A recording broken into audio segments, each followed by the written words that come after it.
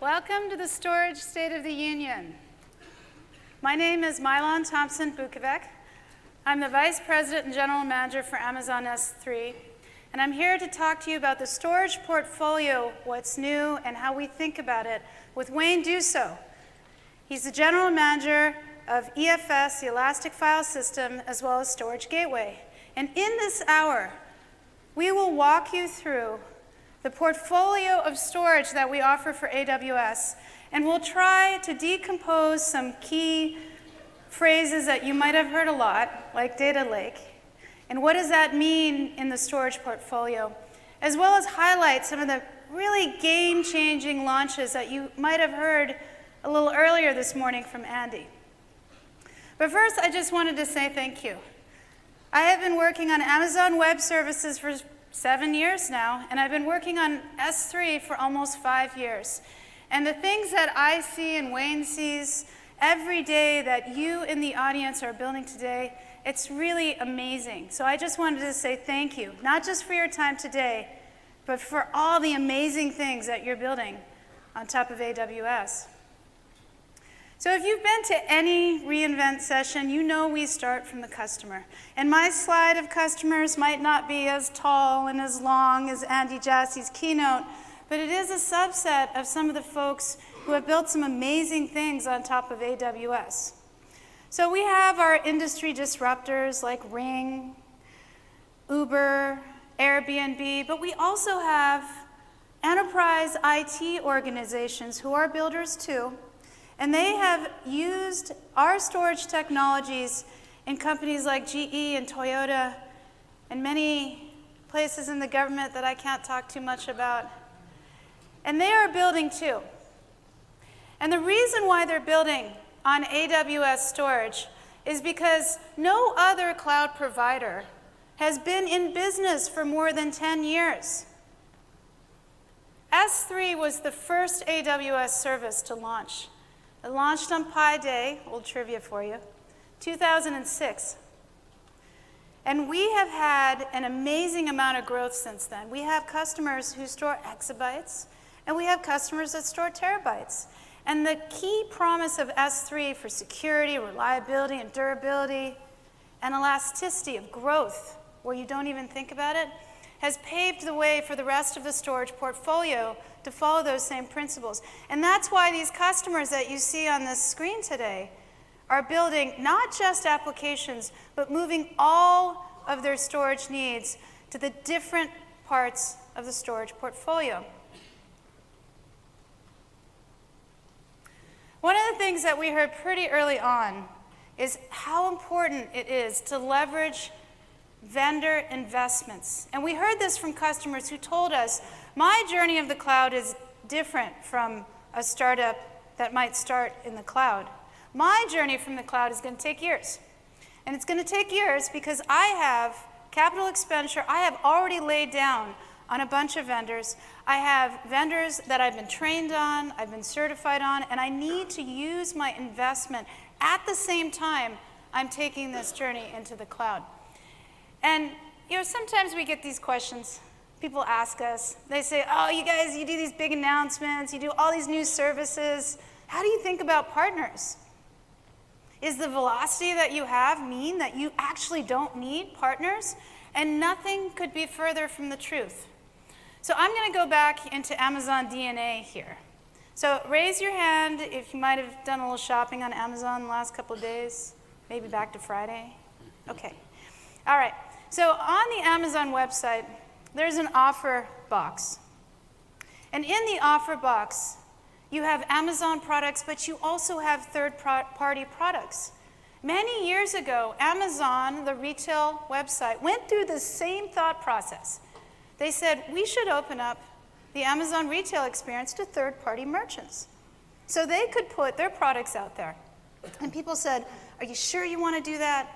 Because they might buy somebody else's stuff, and then they're not going to buy your stuff, and then you're going to make less money. And Amazon, the retail site, said, no, it all comes back to the customer. We are customer obsessed.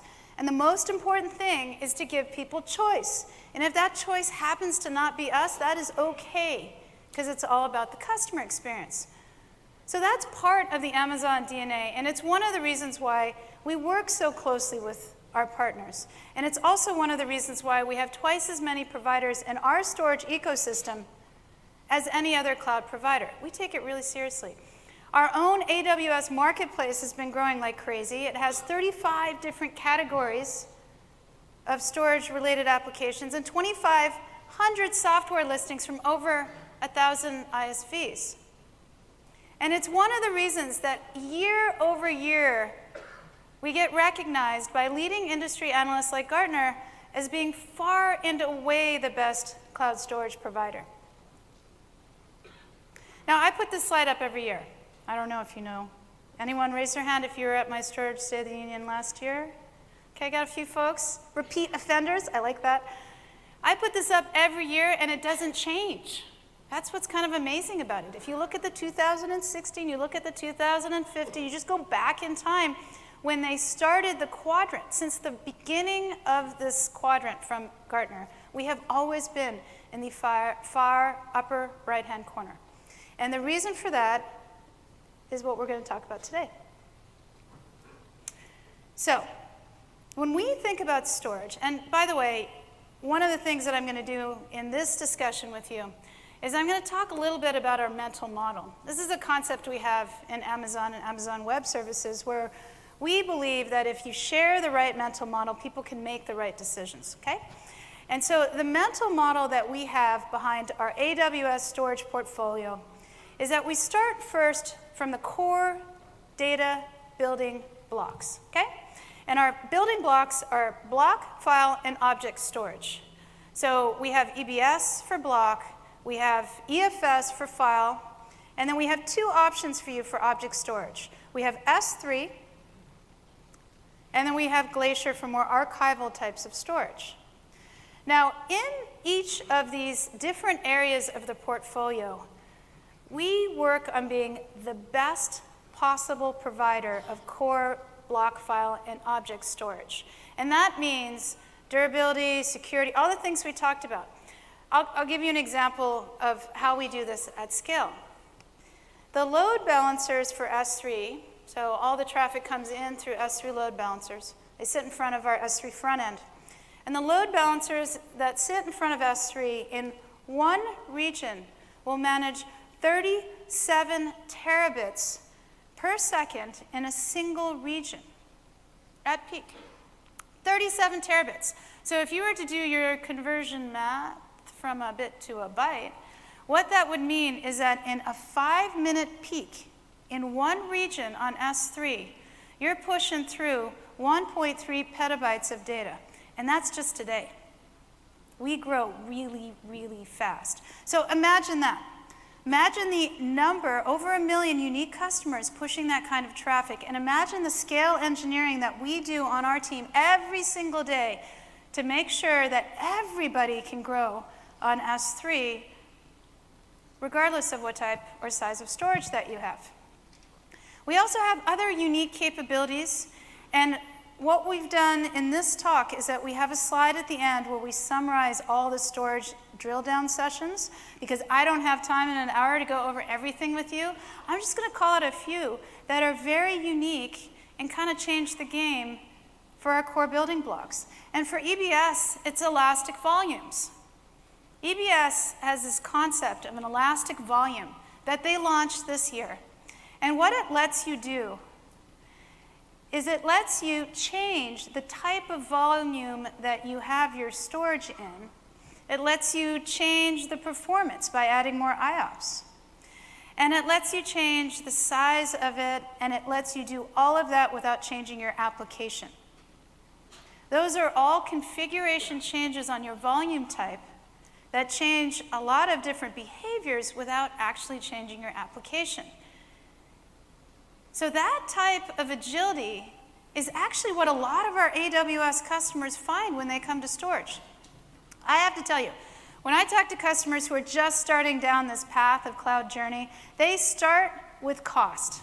They're like, this is cheap. I can do a lot of this at this price. But it's not about cost, is what they find as they go a couple steps down that journey. They find it's agility.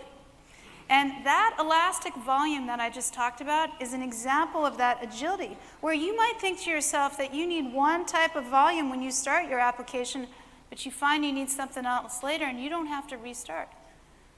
You just change it. Another example of a unique capability is that we have object-level tagging on S3.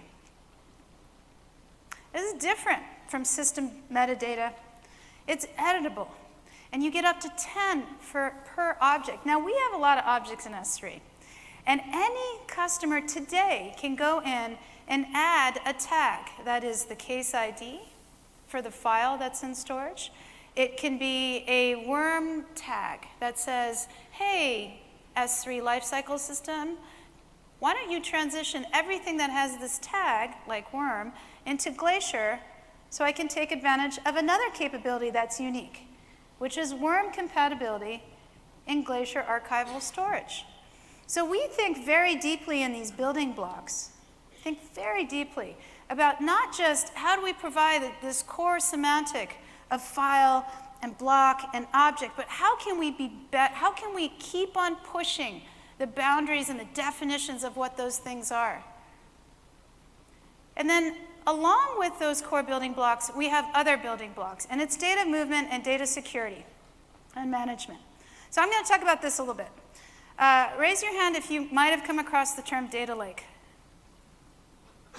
All right, it's kind of popular right now.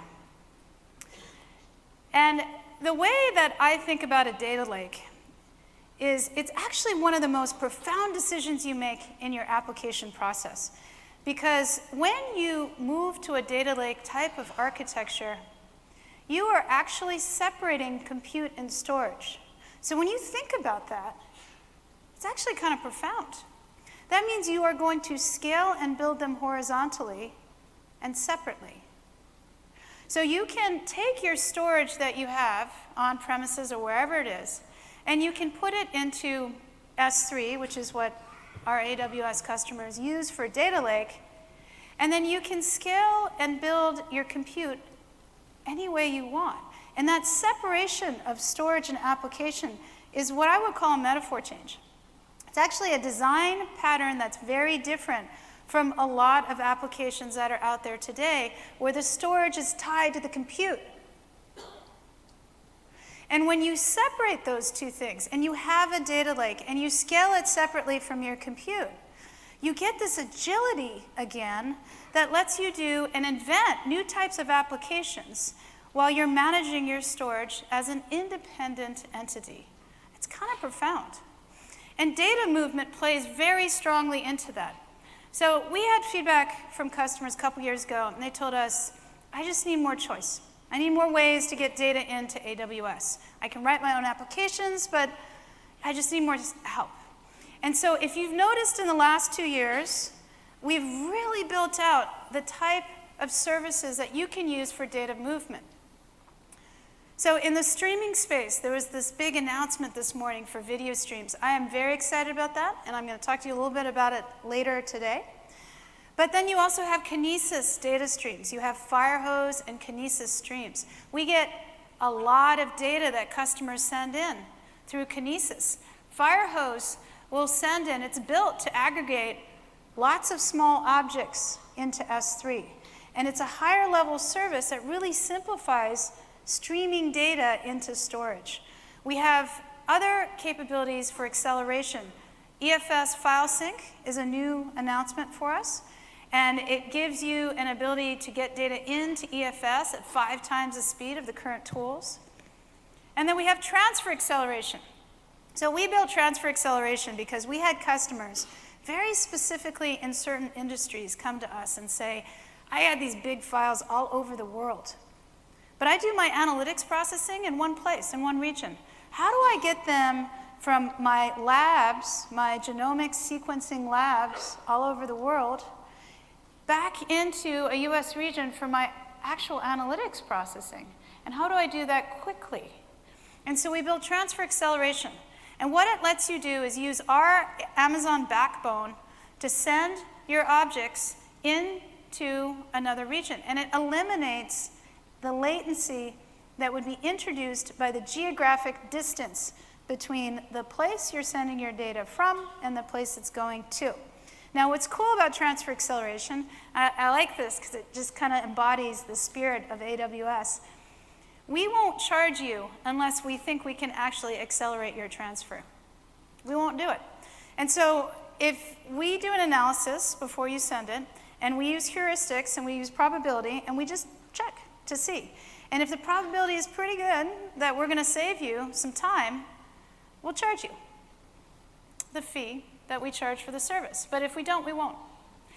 And so it's that type of thinking of, how do we open up these pipes to get data in that's really been building the data lake. Direct Connect has been a capability that a lot of customers use too for on-premises. And then on our hybrid mode, Storage Gateway and the combination of Storage Gateway and our storage partners have really opened this up. So Storage Gateway keeps on iterating. Last year, Storage Gateway launched the File Gateway. And the File Gateway is basically an NFS mount to your S3 bucket. Simplest way to put it.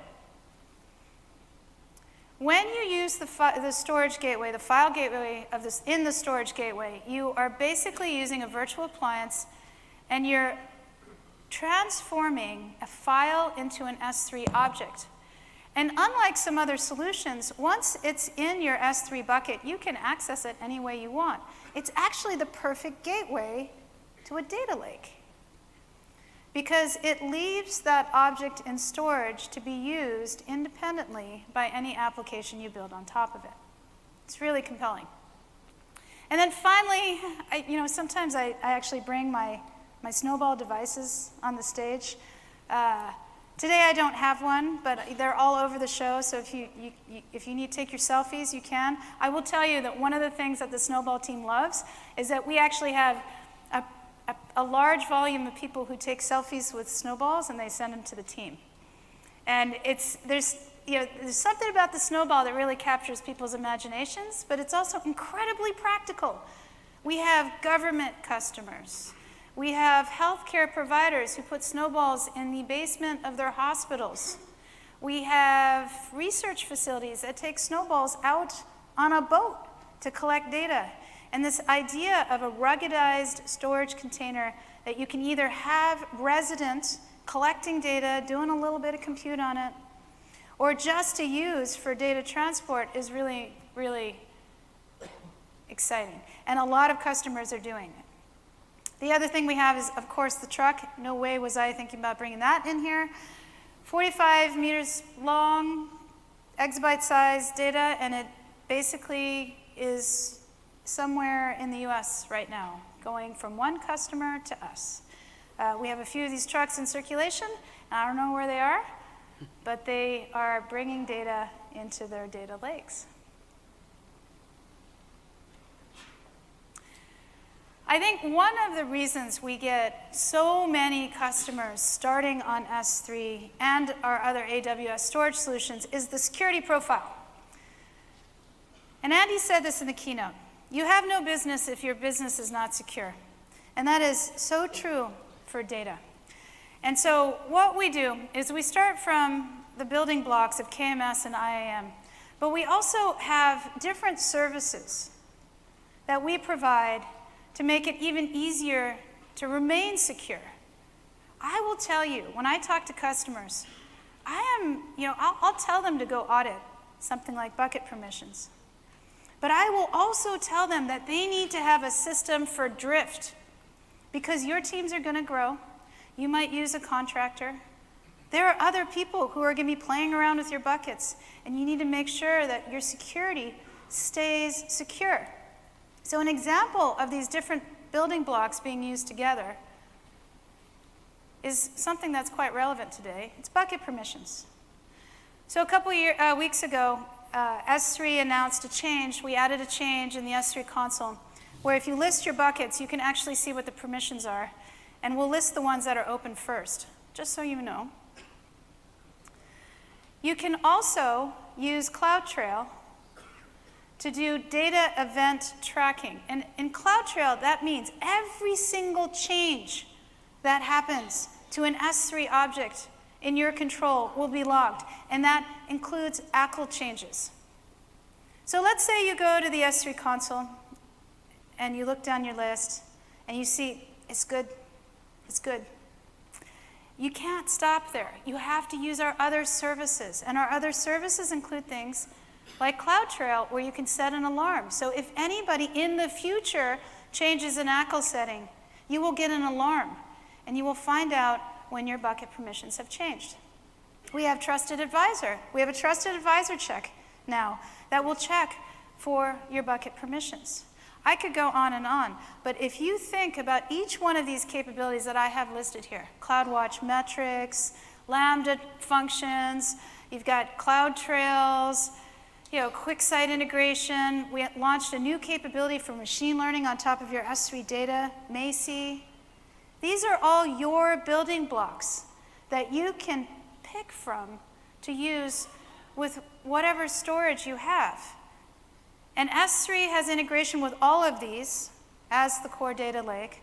But Glacier, EBS, you can see most of our storage services have integration with many of these capabilities. And that actually is why so many customers come to the AWS storage portfolio. It's not just that we are the best core building block. It's that you can do so much around it to accomplish what you're trying to do. So let's talk about what's new. I'll talk more about Kinesis video streams later, but I will say that if we look across the data that's in S3, some of the fastest growing data in S3 is video. People need a place to put that stuff. And now they have a lot of new AWS services to do things with it. But it all kind of starts with where do you put it. EFS file sync is another capability that is new for this month. And this is the ability to be able to sync your data in and between EFS and on-premises. We have new Direct Connect cities that we've launched and a new Snowball region. As you know, your storage is everywhere, and we are following the path of the AWS regions, and there's a lot of those. We really focused on data security and management. So I talked a little bit about how we have the CloudTrail auditing for all buckets. We now have simplified how to set that up on your account. So we actually launched the data tracking for CloudTrail last year. But customers came back, they told us, we love it, it's a little hard to set up. And so now we made it easy to set as a default. You turn on object level logging through CloudTrail on every single bucket in your account. The minute we launched this, really, within an hour, we had a surge of adoption because this is what I would call a best practice. The worst thing in the world is when somebody comes to you and says, who deleted that? Who's been accessing my data? Who's been, who changed the bucket permission? And you say, well, let me go turn on my logging, and then I can tell you. You turn it on now, you keep it on by default, you never have to have that conversation. We also launched default S3 bucket encryption, and you're going to see more of this coming from S3, where now what you can do at a bucket level is you can say any data going into this bucket is encrypted. You don't have to change your application. Your application can send unencrypted data, that's fine. If you set the encryption setting at the bucket level, it just gets encrypted for you.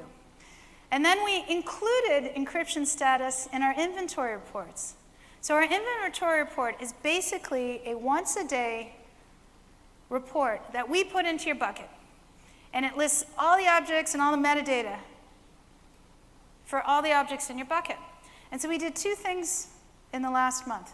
We added encryption status, and we made it queryable through Athena and other ORC-compatible formats.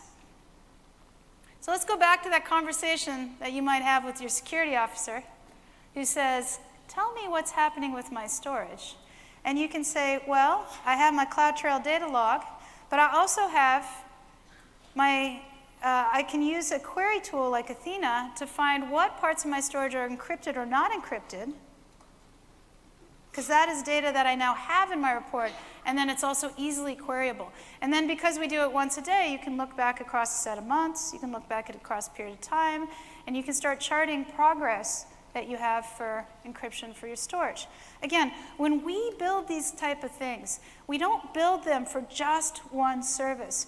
We take a step back. We think about the conversations that we have with you, and we say, what are the different building blocks that we can put together where you can do all of this really, really easily? We introduced gateway event notifications. And so in the gateway, what you can do is you can, as I said, for example, with the file gateway, you can mount NFS. And you can get storage into the S3 bucket. But now what you can do with the gateway notification is that you can get an alert that says, hey, my storage is here now. And that can go trigger your application to start analytics or do something with it. So the gateway notifications is a really important part of your event-driven programming model. And EBS announced the ability to do customer-provided keys. So you can bring customer-provided keys to the encryption story for EBS. S3 has this capability as well. So KMS, Key Management Service, you can keep your keys with AWS. You can use our server-side encryption, where we manage the key. And now across EBS and S3, you can provide and manage your own key when doing the encryption. And query in place, I'm very excited about this. I'm going to talk a little bit more about it and give you some examples of different types of queries. I think this is a game changer. I think this capability of query in place, we're launching it now. In 1 year, I'm going to be on the stage, and we're going to talk to you about all the different things that people are doing with it. It's very exciting. Other new announcements for what's new in storage data movement, the Kinesis video streams is really exciting. So in the last years, we talked about IoT and all that data coming off of sensors. Well, it's all those embedded cameras, too. They're everywhere. I don't mean to say that in a creepy way, actually. But you do have a lot of surveillance cameras everywhere, and they need to upload the video securely into a storage repository that you can then take action and work upon. And Kinesis video streams has added this to the Kinesis family, where you can stream video from millions of devices, and it's secure, it's durable, and it's going into S3. Talked a little bit about EFS file sync. If you're trying to move between file systems, we have a lot of customers who are in a migration process to go from their on-premises file system into EFS. You can now use file sync to move it securely and quickly, 5 times faster than the other options. And then, of course, we're in different places. So we now have Direct Connect in these cities. So if you're in any of these cities, we have a Direct Connect option for you. And then we launched the Snowball capabilities in the Ohio region. So let's talk a little bit about Kinesis video streams. So IoT devices send signals, right? So you get a lot of little tiny sensor data. But it's the embedded cameras that are capturing a ton of video and audio. And an embedded camera can be your phone. An embedded camera can be a body cam. It can be, they actually are just showing up in a lot of different places. And so the idea here is that with video that's coming off of these devices, there's no better place to put it than the cloud, because it's so much data. You need the elasticity, you need the cost, and you need the capabilities of the cloud in order to actually process that video. And so what you have with Kinesis video streams is you have an ability to use a common programming model that lets you eliminate the device-specific type of coding that you have to do across all of those. And it lets you take sources of data that include smartphones and IP cameras and body-worn cameras, dash cams, thermal cameras, the list goes on, and automate bringing that into your data lake, so then you can use some of those really interesting new services for machine learning on, or you can do other type of analytics that's specific to your business. So this one is going to be a huge game changer for video-driven content coming into AWS storage. We have a customer in Asia, Ubeja. It's a leading Japanese AI and solution provider.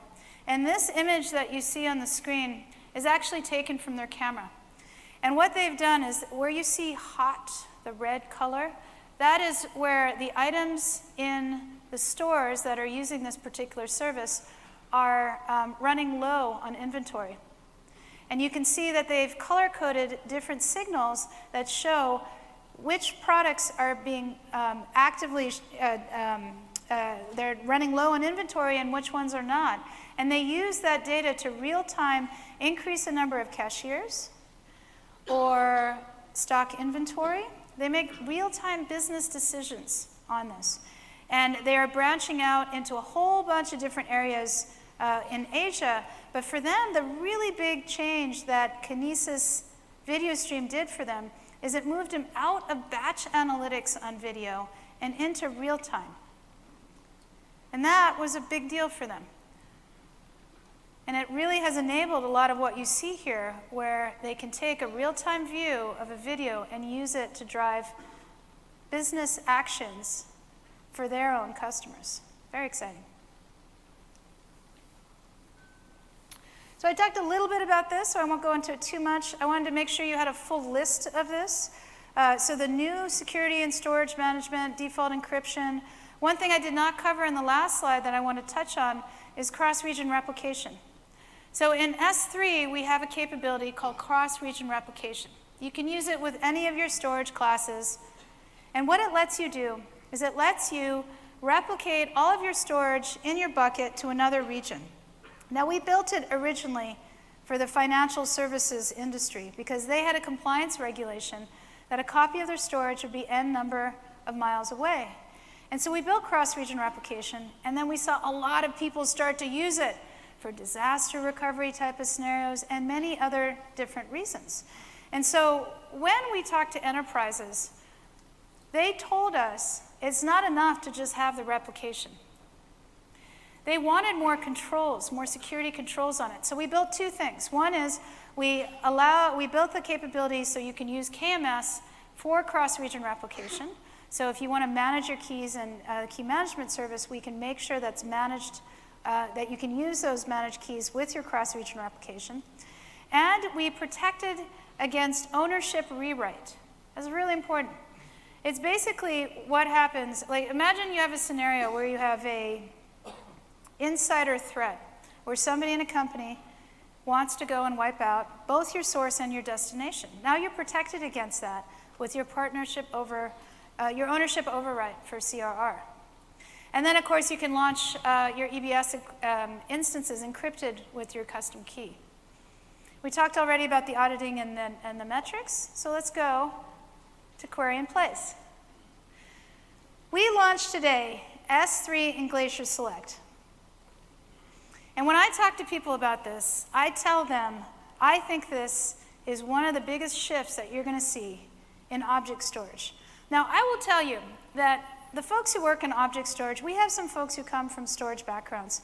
We have a lot of just straight up distributed systems developers, okay? And when we build object storage and our other storage types, we don't actually feel that we're bounded by the current definitions of what object storage is or what it should be. We just change it. And we change it based on what we hear customers are doing. So here's what we heard. We had so many customers moving to this data lake model because of that separation of storage and compute and the ability to scale them separately. But they said to us, you know, I have to spend a lot of money on compute clusters to just pull all the data out and find the 10% of data that I actually need for my analytics. And so I need something that makes that process both faster and less costly for me. And so we took a look at it and we said, you know, when we think about an object, it's not a blob to us. We're going to go figure out a way where we can actually look in the content of the object using SQL expressions. So you can pull out just the bytes you need from the petabytes of data you have. That's pretty big. That means you can put all that data into S3 and Glacier, and now you can use a native API on your storage layer, and I will tell you, we built it such that the API for S3 and Glacier are the same API. The behavior is a little bit different because Glacier is asynchronous for its retrieval model, but the syntax is the same. And now you can use it to get just the bytes you need without pulling out the whole object. That is pretty big. And so the type of queries that we have seen our customers use in beta and in conversations is an extraction query. So imagine that you use S3 to store, for example, all of your medical device QA data, okay? And you back it up into S3 and you just leave it there. But then you have a question, which is you want to try to find one piece of data across a period of time, and you want to be pulling it out of 3 years worth of data. So before you would have to pull out 3 years of data to do your query. Now you can write a SQL expression to just go find, I think of it as seek, to seek the data that you want in the content of your objects, and you pull just that data back, and then you do your computation on it. The analytics data set, this is kind of the no-brainer. We built a Presto connector for you as part of the S3 Select capability. So if you have Presto, you can just slot your connector in and it just works. And the idea there is if you want to scan all the log files and look at your GET requests, and you just want to look to see what requests are coming from a specific IP range, pretty common scenario, right? Probably done that before. Now you can do it with an S3 Select query. The needle in the haystack type of query is also super painful to do if you're just pulling out all of your objects. But you can do this kind of surgical precision type of querying into the S3 object and get just the data you need. Now, if you want to do complex joins, if you want to do more complex data analysis, you're going to use Athena, you're going to use Redshift. They will all use S3 Select as well, along with Horton and DataWorks and Cloudera, and hopefully many other data analytics providers, because it just makes sense to not move so much data around. But I think this really opens up a lot of different scenarios. And I think next year you're going to hear, hopefully on the stage, customers doing some pretty big things with this new capability. Well, I am going to introduce you to Wayne. Wayne's going to come up here, and what we wanted to do, Wayne and I were talking about this when we were preparing for reInvent, and we said, look, we got a lot of things going on in the storage platform. We want our customers to tell you how they're using it, but we couldn't actually get 20 people up on the stage in the hour. So what Wayne's going to do is he's going to walk you through examples of particular type of use cases with concrete customer learnings from it. And then at the end of it, we're going to kind of sum up and let you know where to go for more details after that. Thank you. A little bit of a stretch. It's the 30, 40-minute stretch. There you go. So Milan went through a whole series of innovations that we've delivered over the course of the last year, built upon 10 years of innovations that we've delivered across the portfolio, and many of you are using those today. And what I wanted to do in this part, and we'll go through somewhat rapid fire here because one, all of the use cases I'm going to talk about here today, there are full-blown sessions being given or have been given and are recorded, and you can get them off of the web. So I want to go through a series of use cases from the most basic, if you would, IT problems that you've solved perhaps on-prem or in cloud, to some of the more unique use cases that may not have been possible without AWS, without the storage portfolio, and without the features that we've talked about here today, or those that have come before this. So let's start off with some of the stuff that's a little bit easier, but super important. This is a university, Southern Oregon University, and their fundamental problem is they were dealing with tapes. And a lot of you either have tapes or have had tapes, and they were spending hours a week managing just physical tapes. They were managing their robots, they were managing, refresh of their hardware, and just physically managing and handling tapes. And this was just sucking valuable time, especially at a university. They don't have a lot of cash, and so spending any money on this type of activity is just taking cycles and money away from other valuable things they could be doing. So they came to us, and we talked to them about the AWS Storage Gateway Virtual Tape Library. And it was appealing to them, and within 3 hours of actually engaging us and hearing about this, they dropped one into their environment. And it was up and running. And within 2 backup cycles, which is 2 months for them, they completely removed their physical tape infrastructure. And now they have an unlimited archive that now lives in S3 and Glacier that they can get access to. And they're not missing any of their backup windows. They were missing backup windows before because things were broken. Now they're not missing any of their backup windows. They've eliminated 500 person hours in terms of backing up. They now, when they need a tape, they provision a virtual tape with basically a couple clicks on the console. And the bonus round here is that with this solution, they created their first true DR plan. So their DR plan before this was they maintained 2 copies of the tape somewhere on campus, on one end of the campus and the other. They happen to live in an earthquake zone, so if anything really did happen and they needed to kick in their DR solution, that may not have worked for them. By implementing the solution, they actually now have a DR solution from Oregon to Virginia. And they're super happy with this. And again, for any of these talks, there's a number at the corner of the screen. You can go to the talks this week or look at them online, and you can get all the details behind these. Here is, this is a world leader in mapping technologies. And in fact, 4 out of 5 cars on the US roads today, if they have nav systems, are using HERE technology for their GPS systems. And they had a few problems.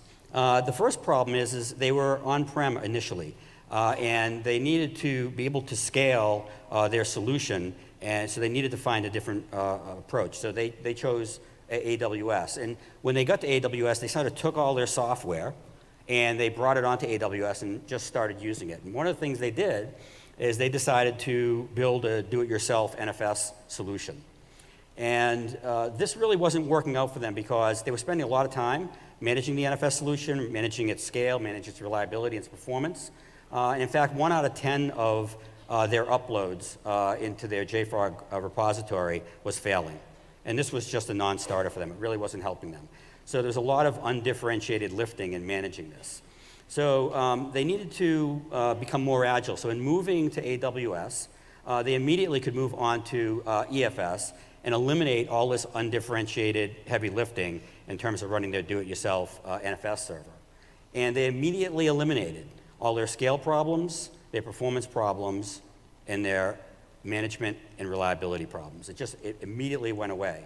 And in conjunction with implementing the solution on EFS, they took the cycles that they were no longer spending on that heavy lifting, and they created a data lake for their data by backing up and archiving all of their data that was older than a certain period to S3 and Glacier. So they were able to use all the services to create an even better solution. They're processing on this solution about 28 terabytes a day and over 800,000 file transfers a day without any failures. So they went from about 10% failures to 0% failures. They saw about a 38% improvement in performance by doing this. And now any new repository they need to bring up and run, they're doing so in a week, which it used to take them 3 months. So this really helped them move their business a lot faster, a lot further. SiriusXM, a lot of you probably have Sirius in your car and know what they do. So it's 400 radio stations, and they have about 32 million subscribers. And they had a really interesting challenge. This is really a time to market problem. So they needed to move quickly. They needed to be very agile because they had a partner device that they needed to get up and running in 90 days. And the partner came to them, and they handed them basically the application that was required to integrate with them. And they handed it to them on a laptop. And they said, here it is. Go make it work for all of these subscribers. So there's no way that that would have worked on a laptop. They needed to scale this up. So they needed to figure out in 90 days how they were going to get this up and running. And when they considered moving this laptop onto AWS, they said, well, one thing we could do is a do-it-yourself NFS server. And they said, that's going to take the majority of the time of the 90 days that I have. So they engaged EFS and realized by doing so that they could be up and running in 2 hours and not spend some portion of that 90 days building a do-it-your-own server. And then combining the scalability of EFS and the scalability of EC2 through auto-scaling groups, they were able to take this very simple application and quickly get it to scale to the level they needed to hit their 90 days. So one of the interesting quotes that these folks gave us was SiriusXM was looking for good and fast. It had to be good enough and it had to be fast. But what they got was good, fast, and cheap. And they also got reliability and availability by doing this. So this is a really big win for them. StemCell is Canada's largest biotech company. And they have 10 worldwide offices that they need to think about and manage.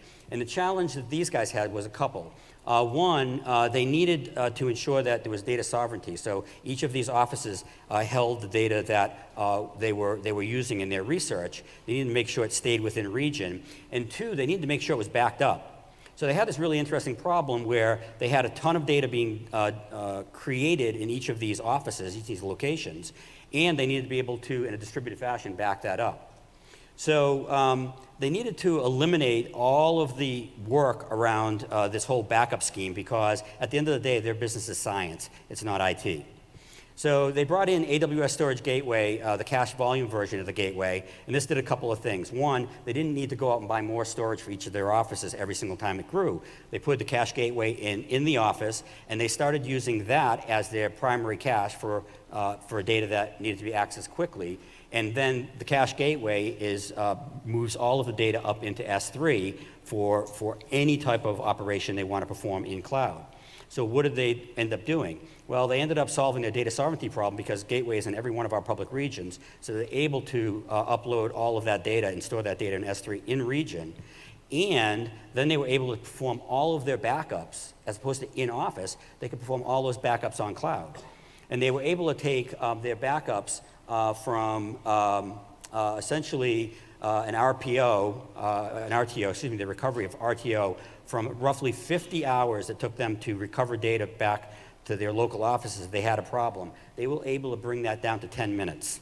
And the reason they could do that is their data no longer was sort of siloed in their offices, but instead it was in AWS, and if they ever needed to recover, they could just spin up a gateway and start using the data straight out of region. So this is a very powerful use case as well. So we have another hybrid storage story. This one I love. This is a snowball story. And this particular customer, they fly unmanned vehicles, unmanned aerial vehicles.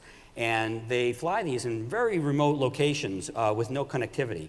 So whether it's oil fields or mines or power lines and that sort of thing, when they fly these, they collect a tremendous amount of data, about 30 terabytes of data per flight.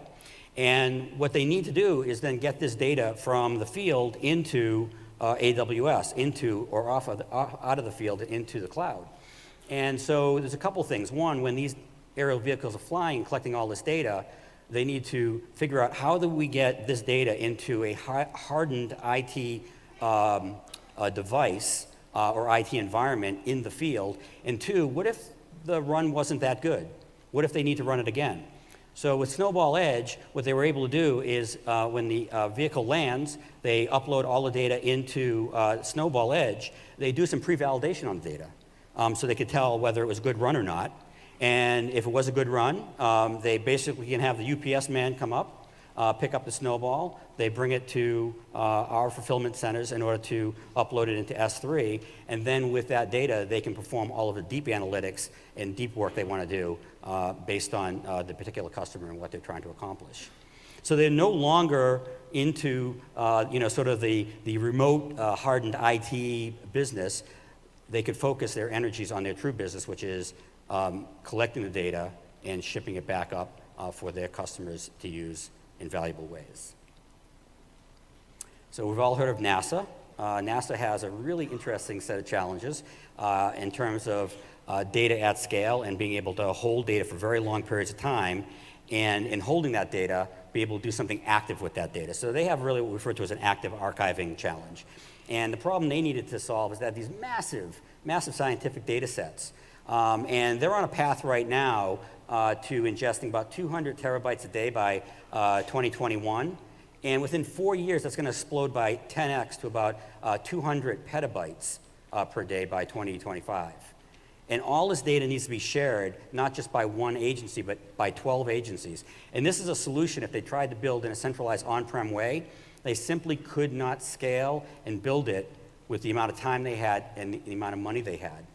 So they decided to build a data lake up on S3 in order to achieve this level of massive scale. So between S3 and Glacier, they created this data lake, and they created a set of applications that could access this data lake for these 12 agencies. And with the solution they produced, they could run over 500,000 queries on this data a day, and they could complete these queries, 95% of them, in less than a second.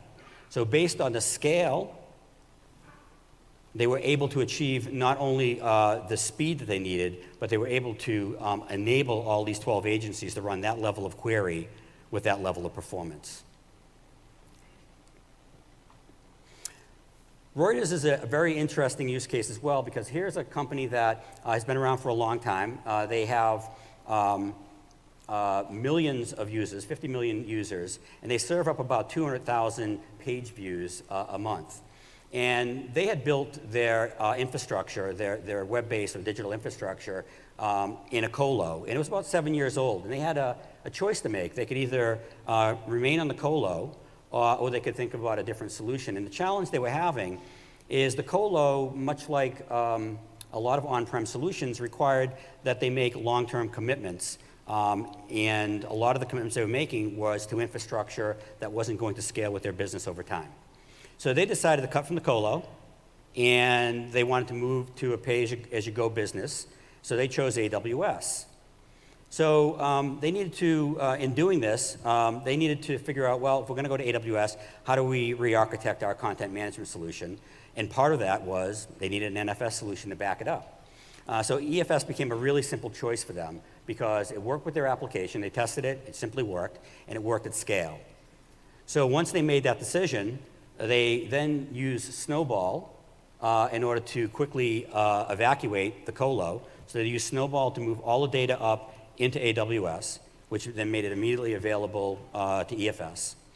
And with that solution, they were able to save about $10,000 per month using EFS over their colo. And combined between their use of EFS, S3, and Glacier, they found that the solution was 67% cheaper than what they were doing inside the colo.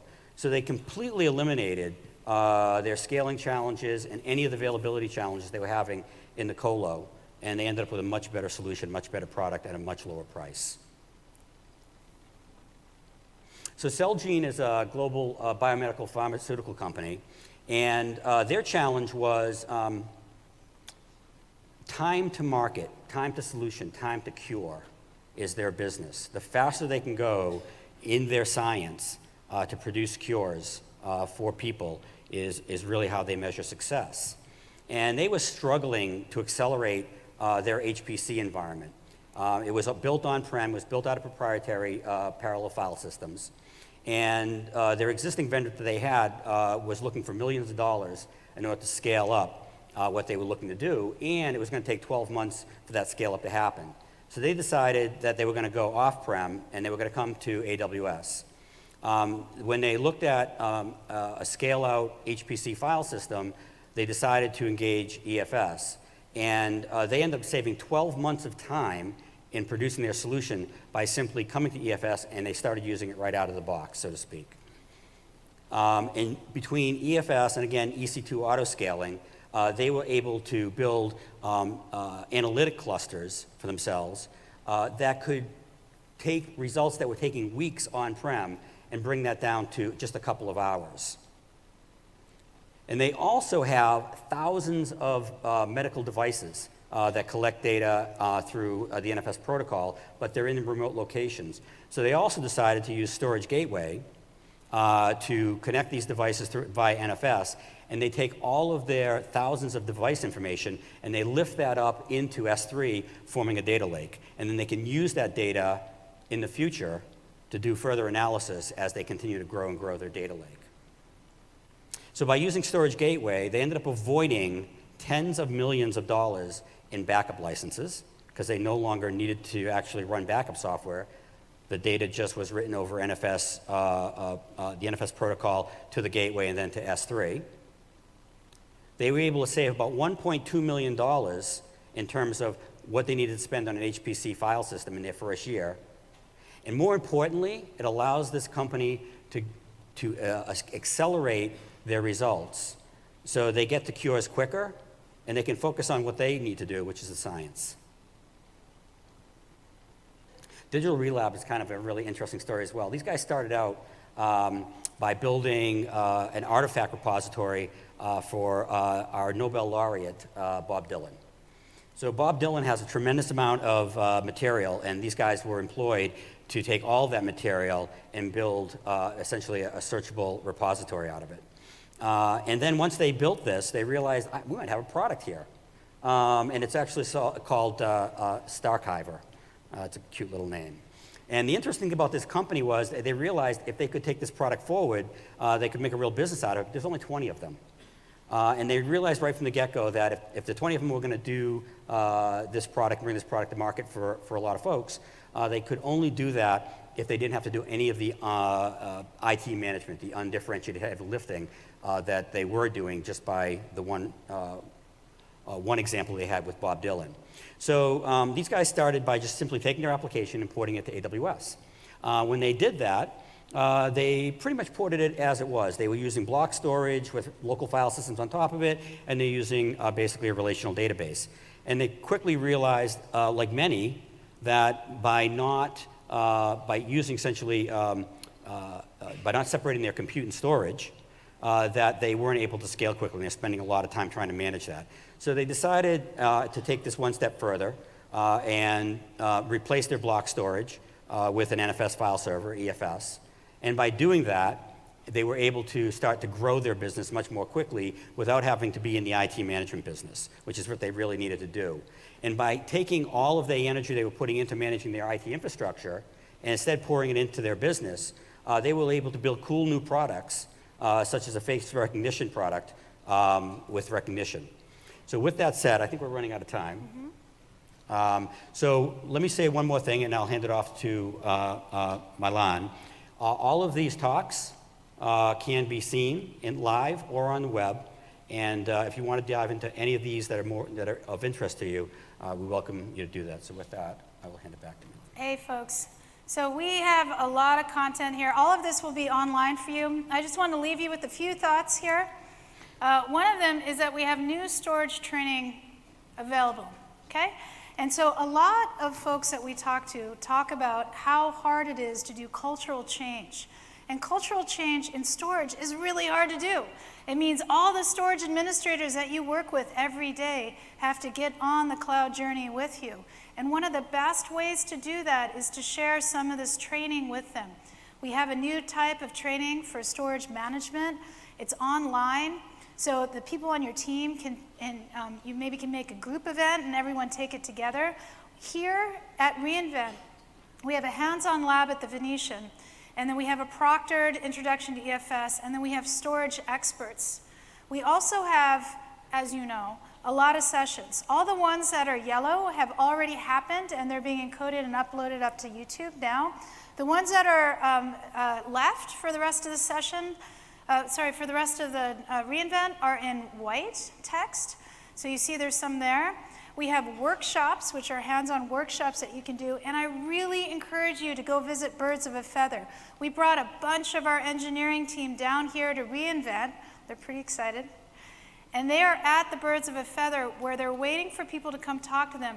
Questions, ideas, feature requests.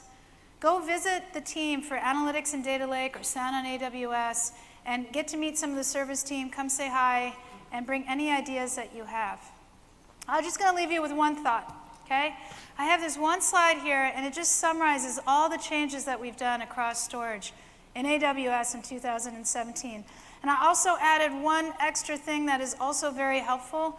This week, EC2 increased the amount that you can push for gigabits per second between EC2 and S3. It went from 5 to 25 gigabits per second, okay?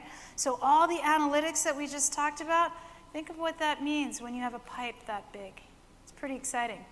I'm going to leave you with a thought. I have 3 kids. I read a lot of Dr. Seuss.